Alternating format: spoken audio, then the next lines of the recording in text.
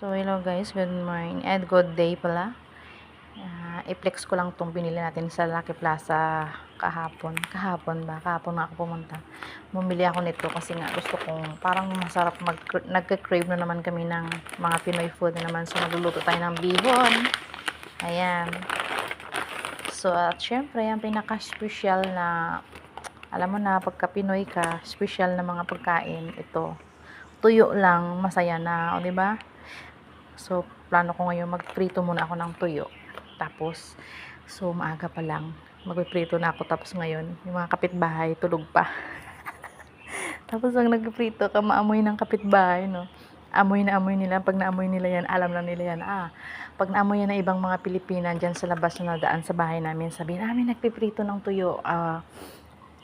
May nagpiprito ng tuyo, alam na nila yan. So, alam na nila yan na Pinoy yung, dyan, helper nila. So, ayan. Nagpiprito tayo ng tuyo. Abot kapitbahay ito, ang amoy nito. So, ayan. Nagpiprito tayo ng tuyo. Tapos, lalagyan ko siya ng,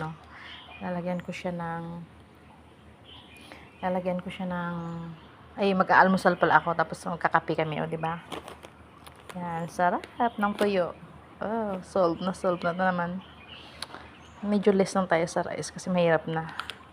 So, yan. Update ko na kayo kay mamaya kapag naprito na si tuyo. Diba? Mga mo yan.